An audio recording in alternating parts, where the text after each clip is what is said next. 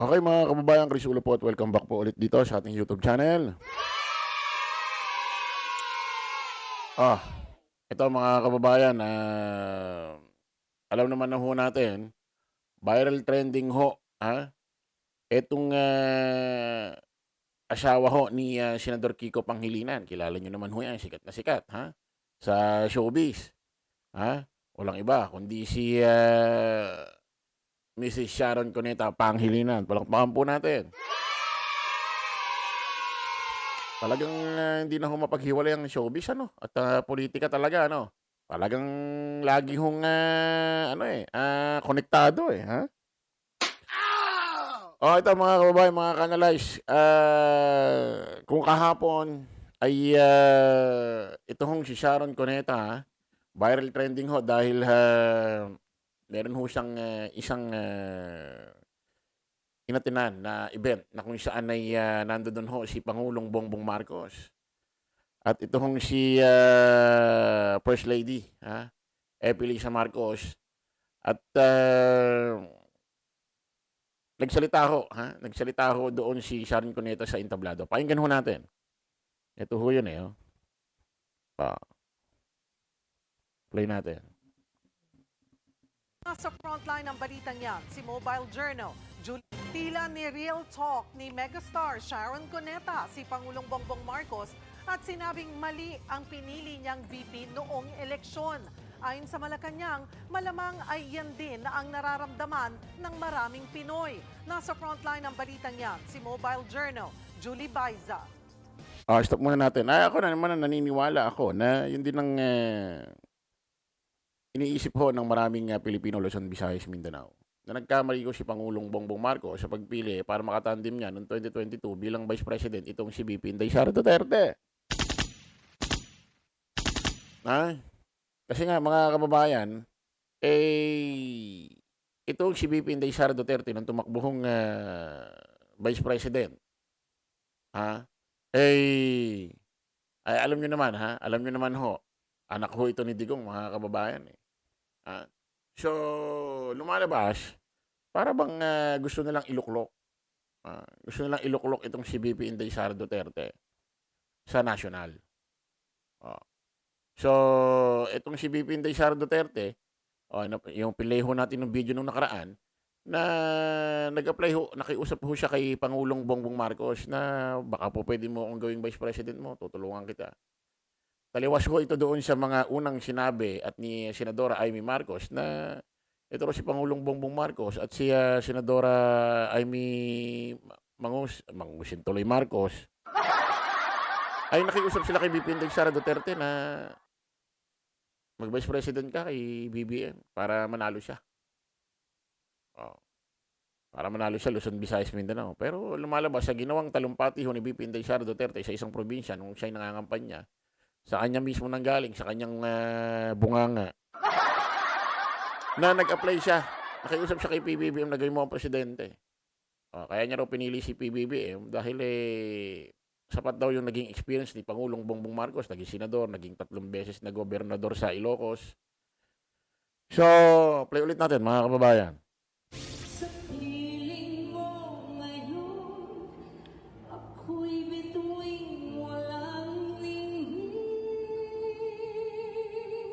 Hinarana ni megastar Sharon Cuneta si Pangulong Bongbong Marcos at First Lady Liza Araneta Marcos sa Evening with the Stars sa Intramuros, Manila. Sa gitna ng performance ni megastar, tila ni-real talk niya ang Pangulo. Ibinida pa ni Sharon ang mister niyang si Senator Kiko Pangilinan. Sabay sabing mali raw ang napiling Vice President ni PBBM. And sir, I have only one Vice President there. My date tonight. Mali your choice, no? Sorry, okay, let's move on. Matatanda ang running mate ni ngayon Naga City Mayor Leni Robredo si Pangilinan noong 2022 presidential elections. Pero natalo sila sa unity team ni na Pangulong Marcos at Vice President Sara Duterte. Hanggang sa nagkalamat na nga ang unity team. Sa huli, sinabi naman ni megastar na suportado niya ang administrasyon. Basta Mr. President, you have my support. I will pray for you, I will pray for the country, and we pray for good health, peace of mind from all the fake news.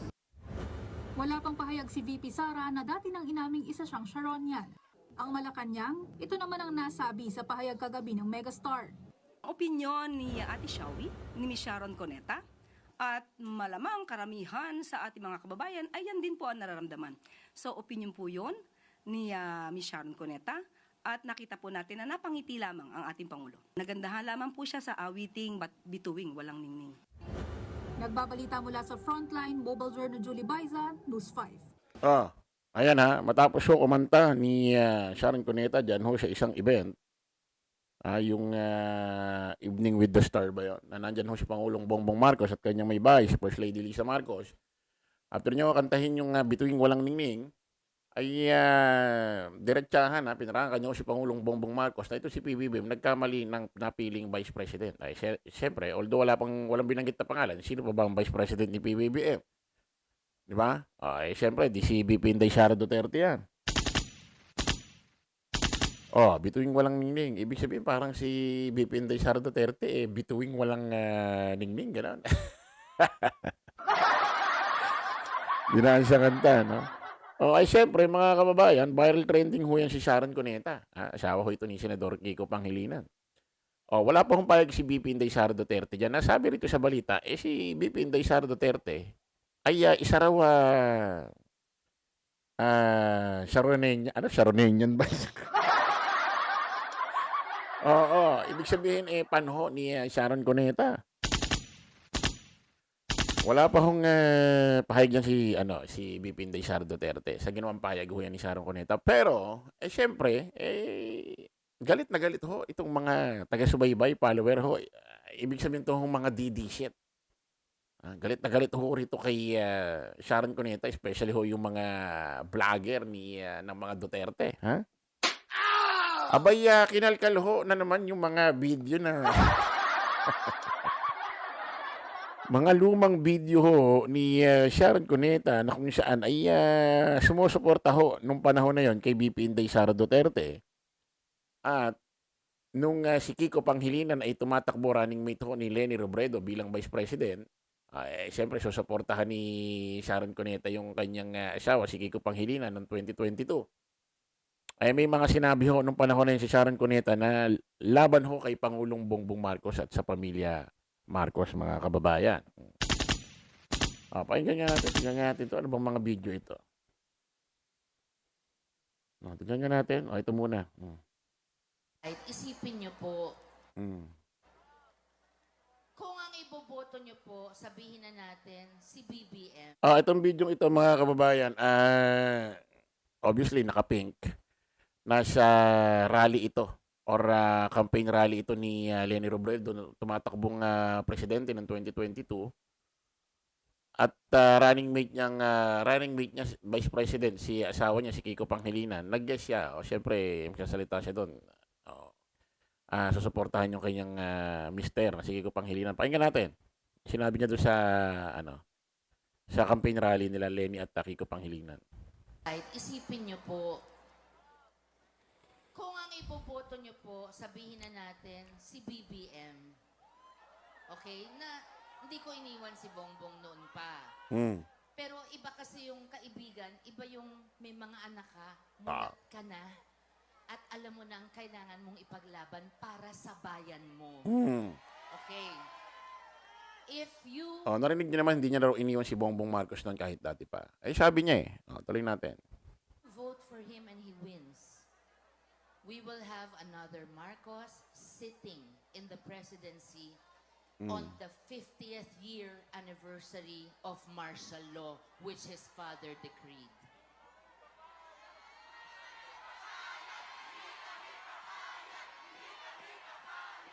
Narinig nyo? Kung iboboto natin si Bongbong Marcos ngayon at mananalo siya, ay magkakaroon na naman daw ho ng bagong Marcos na nakupo sa Malacanang na kung saan ay 50 years anniversary na ng martial law na diniklara daw ho ng kanyang tatay ni si Ferdinand Marcos Sr.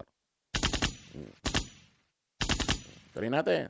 Buti na nga ang lugaw ni Ma'am Leni kesa sa nakaw ng iba. Make sure sa May 9, Mas okay pa raw ang lugaw ni Leni Robredo Kaysa sa nakaw daw ng ibang tao. Okay, tuloy natin. Do not give your future away.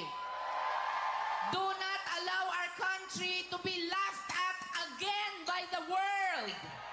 Do not allow another president who does not deserve to lead. On May 9, we will bring back decency to the presidency. We will vote for the strongest woman I know, Leni Robredo. Right, isipin niyo po. Ayan ho mga kababayan, obvious na obvious dito sa pananalita, kung i-analyze ho natin, itong si Sharon Cuneta, ay parang playing safe or napipilitan lang sa kanyang mga sinabi.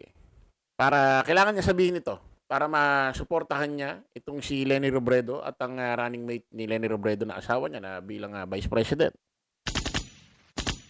Kasi siguro kailangan niya sabihin yan, kailangan niya ipakita yung buong suporta niya. Kasi ramdam siguro nila nung 2022, bago mag-May 9 ng 2022, yung lakas ho ni Pangulong Bongbong Marcos noon. Ramdam nila. So, kumbaga, mas kinakailangan kong magsalita ng maganda dito sa aking asawa kaysa sa iyo, Bongbong Marcos.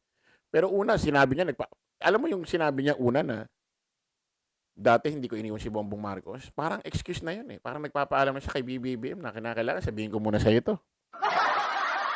Obvious naman eh, di ba?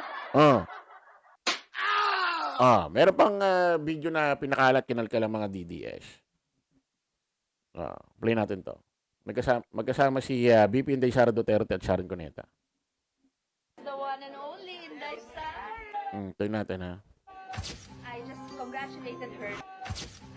congratulated her because napakaganda ng Davao. From the moment I arrived, sabi ko malinis na ito noon, maganda na. Bakit parang mas maganda? We've been friends for a long time.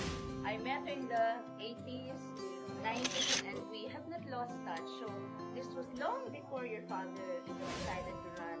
But I've always admired her because she's really been a good mayor. I call her Inday Mayor and she calls me. It's so cute, so sweet.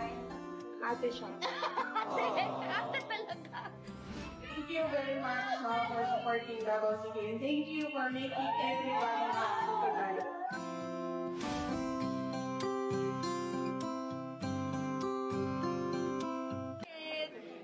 The one and only Inday Sara.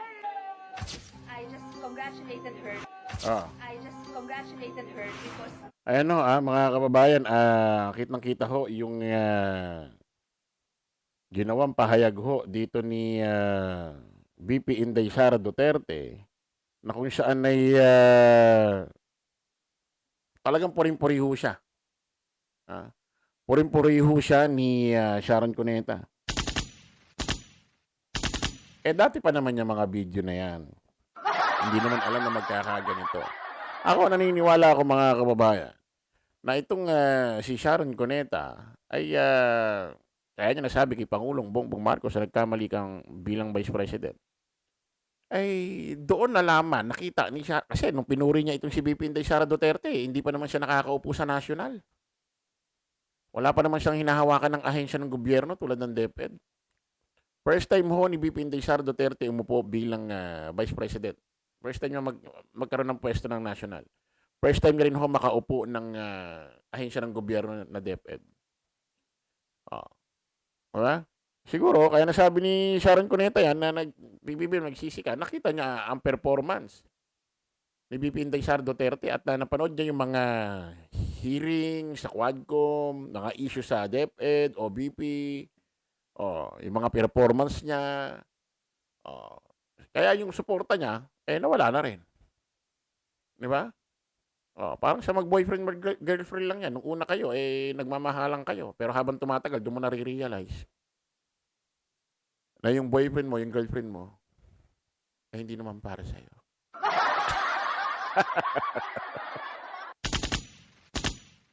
Parang ganun lang yan. Pinuri ni Sharon Cuneta si VP Inday Sara Duterte doon sa local Davao, pero hindi niya alam. Pagdating pala ng national, doon na magkakalat. Diba? Ganun lang kasimple yan. Nagbabago ang lahat. Ha? At yung sinabi ni Sharon Cuneta nung campaign rally nung 2022 na mas okay pa ang lugaw kaysa sa nakaw ng taong bayan. Ang nangyayari kasi rito mga kababayan, yung kung may naging kasalanan man si Ferdinand Marcos Sr., kanyang tatay, kung may mga naging problema, issue man nun, hindi naman po pwedeng ibalik, hindi naman po pwedeng manahin ni PBBM yon. Di ba? Kaya nga nandito rin si Pangulong Bongbong Marcos para linisin niya ang kanilang pamilya, kanilang apelyido. O na hindi lahat ng Marcos idadaan sa martial law. O ba't naman nagawa ng kanyang tatay? Iba yung nangyayari ngayon. May dahilan siguro si Ferdinand Marcos Sr. Kaya nagdeklara siya ng martial law. Dito wala naman. Hindi po pwedeng manahin ng hindi po pwedeng biblical, ha? Especially mga Kristiyano diyan, ha. Kahit tanong niyo sa mga pari ninyo, biblically, hindi pwedeng manahin ang kasalanan ng anak, ang kasalanan ng tatay. Hindi pwede yun. Kahit magtatayan, kanya-kanya tayong pagkatao. Kahit magtatayan, kahit sino pa yan, may kanya-kanya tayong kaluluwa. Okay, kita ulit tayo sa panibagong vlog. Bye-bye po.